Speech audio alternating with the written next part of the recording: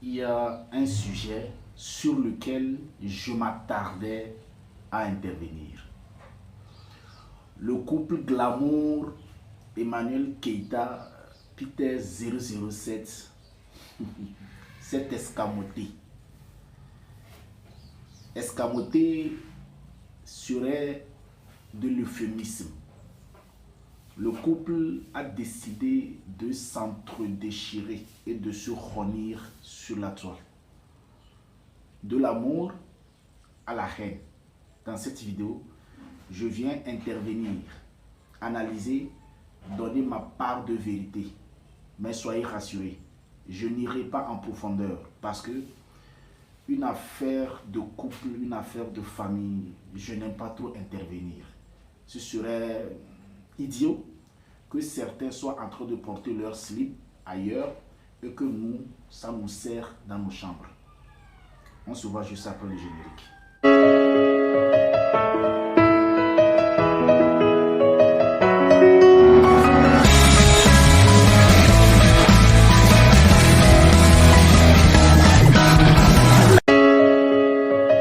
Bonjour, bonsoir. J'espère que vous vous portez bien. Je vous salue depuis votre position. Que la paix soit chez vous. Comme je le disais en introduction, je m'attardais à intervenir par rapport à cette affaire-là parce que c'est une affaire de famille, c'est une affaire de couple, c'est une affaire de relation. Et quand deux personnes, à un moment donné de la vie, décident de voyager ensemble, d'aller dans la même direction du point de vue sentimental pour bâtir une vie, quand ces deux personnes à un moment donné décident encore de se relâcher, de se clasher, de se disperser et chacun de prendre son chemin, c'est un peu difficile à nous d'intervenir parce que quand ces personnes ont décidé d'être ensemble, elles n'ont pas demandé notre aval.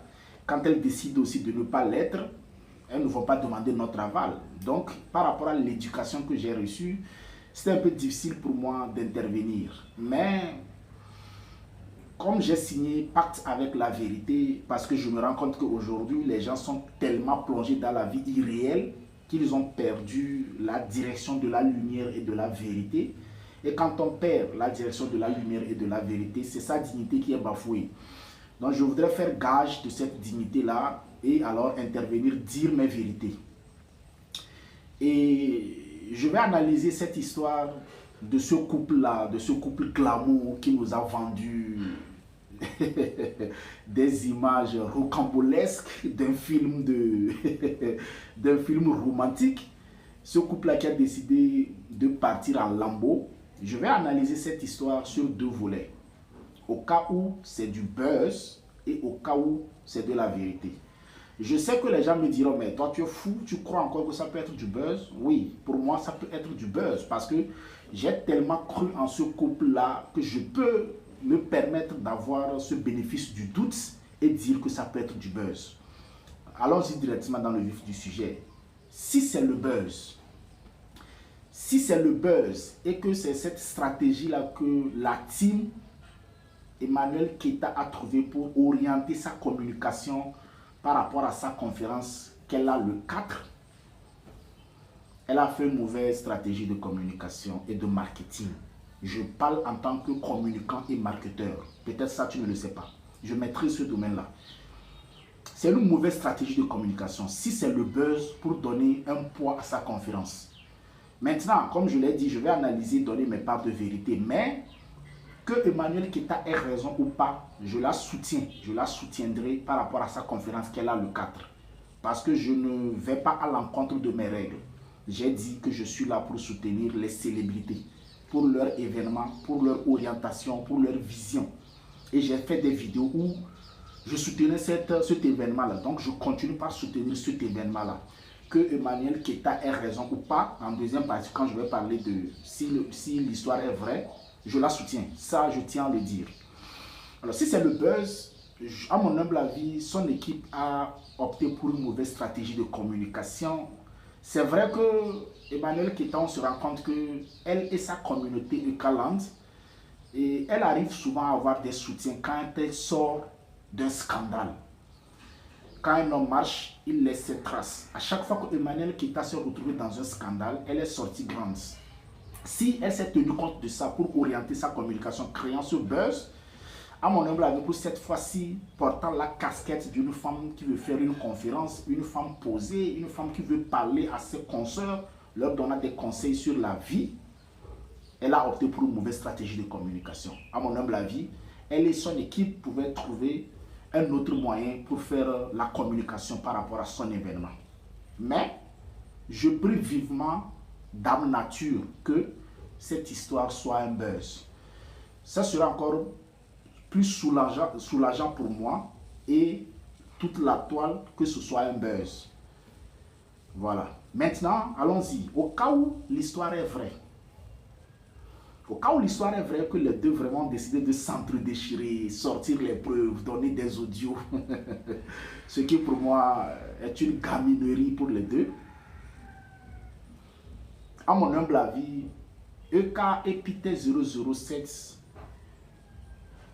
ont trompé leurs abonnés, ont vendu du rêve, ont fait croire à leurs abonnés que l'irréel, c'est du réel. Et pour moi, les deux sont à blâmer, sont à culpabiliser pour avoir vendu du faux. D'aucuns me diront, oui, les réseaux sociaux, c'est du faux. Peut-être, vous avez raison. Mais sous l'arbre à palabre, hier, il n'y avait pas du faux, il y avait de la vérité, il y avait de la sincérité. Donc, vendre du faux à vos abonnés, pour moi, vous devez vous tirer une balle dans la tête. Parce que, quelle est, dans ce cas, la vision que vous avez pour le futur par rapport à cette communauté forte que chacun, que ce soit Peter ou Emmanuelle Keïta, est en train de créer. Autre chose, c'est que moi, je ne vais pas chercher à aller en profondeur, à dire qui a raison, qui a tort. Parce que quand les deux dormaient sur le même lit, moi, je n'étais pas là. Je ne sais pas ce qu'ils se disaient. C'est ce que nous voyons sur la toile. Peut-être que c'est la partie visible de l'iceberg. Il y a des choses plus profondes que nous ne voyons pas. Mais je voudrais prêter la mèche pour m'adresser aux blogueurs, blogueuses qui se saisissent de ce sujet-là. Les gens ont perdu la direction de leur dignité. Les gens n'ont même plus de dignité. J'ai vu des blogueuses, blogueurs, passer des heures en train de dénigrer Emmanuelle Keïta, prouvant qu'elle est une bafloteuse. Ces mêmes blogueuses, blogueurs aujourd'hui saisissent de l'occasion, essaient de soutenir Emmanuelle Keïta pour tirer sur Peter 007. En réalité, ces blogueuses et blogueurs sont en train de jouer avec l'intelligence de Eucaland. Ils veulent juste avoir la sympathie des fans, des abonnés de Eucaland qui viendront s'abonner à leur page. Sinon, en réalité, ils ne sont pas sincères. Quand un homme marche, il laisse des traces. On a vu leurs traces. Les gens ont passé des heures à tirer sur Emmanuelle Keïta. Aujourd'hui, ces mêmes blogueuses viennent dire non, c'est des fausses personnes. C'est des hommes, c'est des personnes sans dignité. Voilà, je voudrais m'adresser à ces blogueurs et blogueuses qui veulent s'accaparer, qui veulent profiter de la situation pour voler ou bien pour avoir l'amour des abonnés d'Emmanuelle Keïta, parce qu'ils savent que Emmanuelle Keïta a une communauté forte. Jouer comme ça sur l'émotion des fans d'Emmanuelle Keïta, c'est un message subtil au fait que ces blogueurs ou blogueuses vous lancent à vous, les abonnés, les fans d'Emmanuelle Keïta. Ils essaient de vous dire que vous manquez d'intelligence. Ne les écoutez pas. Autre chose, j'ai vu des fans, des sympathisants d'Emmanuelle Keïta dire que Emmanuelle Keïta a mis Peter 007 comme ça. Peut-être c'est vous qui le dites. Vérité en deçà des Pyrénées, erreur au-delà. Mais ne soyez pas amnésique. La vérité, moi je vais la dire. Vous pouvez ne pas vous abonner à moi. Moi, ce n'est pas mon problème. Même si c'est une seule personne qui me suit, c'est suffisant. Vous oubliez que c'est Emmanuelle Keïta qui a fait le pas vers Peter 007. Parce que n'oubliez pas le passé. Ne tordez pas le cou au fait. C'est Peter 007 qui sortait d'un clash avec Don Giovanni. Clash dans lequel vous tous vous avez plébiscité Peter 007, disant qu'il a gagné Don Giovanni. Vous avez fait de lui un héros. À l'époque, j'ai fait une vidéo, je disais pour moi, Peter n'a pas gagné. Mais quand vous êtes émotif, vous allez dire que Peter a gagné Don Giovanni. Et quand Peter sortait avec cette gloire, Emmanuelle qui était allé vers Peter en faisant des publications, en allant le rencontrer. Et elle a profité de la gloire, du soi-disant gloire de Peter 007 vis-à-vis de Don Giovanni. Parce que Don Giovanni clashait Emmanuelle Keïta. Donc, Don Giovanni, non, plutôt, Peter n'a pas envoyé une lettre d'amitié à Emmanuel Keita. Ne venez pas me dire que Emmanuel Keita dit non, soyons raisonnables. Ne perdez pas le sens de la vérité. Voilà, j'ai voulu remettre ça dans des pans. J'ai voulu recadrer cela. Ne dites pas que non, Emmanuel a mis et Peter. Non, arrêtez ça. C'est Emmanuel Keita qui allait vers Peter 007. Parce que n'oubliez pas, Emmanuel Keita à l'époque était down. Elle sortait d'un clash avec son ex-Chamberlain. Elle avait perdu. Elle avait perdu du poids. Elle a pleuré. Donc c'est elle qui allait profiter de la gloire, du soi-disant gloire de Peter 007.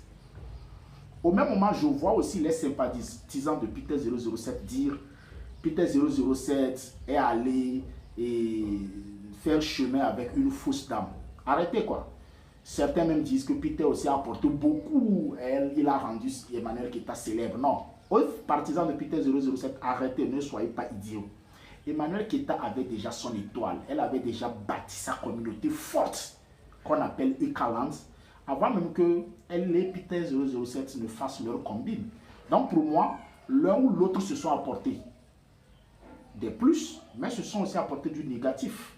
C'est la conclusion qu'il faut tirer. Ne cherchez pas à dire c'est l'autre qui a raison. Non, non, non, non, non. Maintenant, moi, le message que je passe, c'est ceci. Vous pouvez vous quitter, vous deux, mais quittez-vous dans la paix. Et à Peter, part en silence. Un homme, ça part en silence. Parce que si tu dois partir en faisant du scandale, c'est que tu n'es pas mieux que Chamberlain. Et là, tu devrais te tirer une balle dans la tête. Pour moi, si vous pouvez vous réconcilier, allez-y. Mais si vous ne pouvez pas vous réconcilier, séparez-vous dans la paix du Seigneur. Encore une fois, rendez-vous à l'événement de Emmanuel Keita le 4 décembre. Nous la soutenons. Je suis Sam Abdous, le blogueur togolais, le visionnaire, l'esprit. Très bientôt pour un autre échange. Prenez soin de vous. La paix chez vous.